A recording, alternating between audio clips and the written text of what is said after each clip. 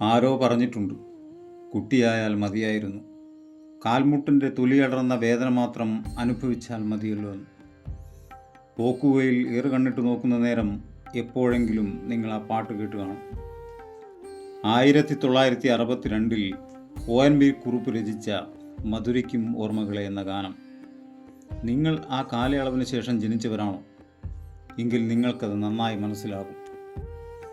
നിങ്ങളും ആ വലിയ മാവിൻ ചുവട്ടിൽ വയൽവരമ്പിലെ പൂക്കൈത ചുറ്റി വരുന്ന കാറ്റിന് കാതോർത്തു നിന്നിട്ടുണ്ട്.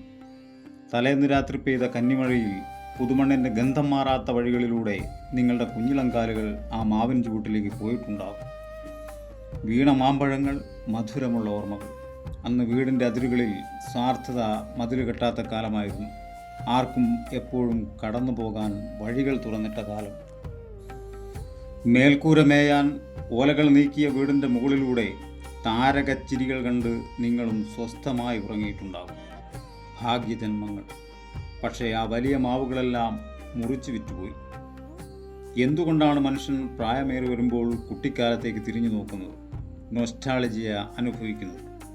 കുട്ടിക്കാലത്ത് ഉത്തരവാദിത്തങ്ങളില്ല, ജീവിതം ഈ നിമിഷം മാത്രമാണ്. പ്രായമേറുമ്പോൾ സമയത്തിന് ഡെഡ് ലൈനുകൾ ഉണ്ടാകുന്നു, ജീവിതം ചുമതലയായി മാറുന്നു. മനസ്സ് സ്വാഭാവികമായും ഭാരമില്ലാത്ത അവസ്ഥയിലേക്ക് പോകും. പ്രായമേറുമ്പോൾ നമുക്ക് റോളുകൾ ഉണ്ടാകുന്നു. രക്ഷിതാവ്, സ്വന്തം തൊഴിൽ, ഉത്തരവാദിത്തം, അതങ്ങനെ പോകും.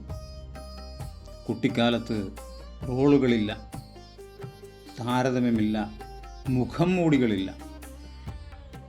മനുഷ്യൻ തിരിഞ്ഞു നോക്കുന്നത് കാലത്തിലേക്കല്ല, തൻ്റെ യഥാർത്ഥ സ്വരൂപത്തിലേക്കാണ്. ജീവിതം അതിൻ്റെ ഓർമ്മകൾ നിങ്ങളോട് പറയുന്നു. ആ ക്രൂരതാരുണ്യമേ, എന്തിനു വന്നെൻ്റെ ബാല്യത്തിൻ ദൂരദർശിനി പിടിച്ചു പറിക്കാൻ അസൂയാലു എന്ന് ജി ശങ്കരക്കുറുപ്പ് കവിതയിൽ എഴുതിയിട്ടുണ്ട്. ബാല്യം ഒരു വസന്തകാലത്തെ പൂന്തോപ്പ് പോലെയാണ്. പക്ഷെ അത് ഗ്രീഷ്മത്തിലേക്കുള്ള കാൽവെപ്പാണ്, കൊടിയ വേനൽക്കാലത്തേക്ക്.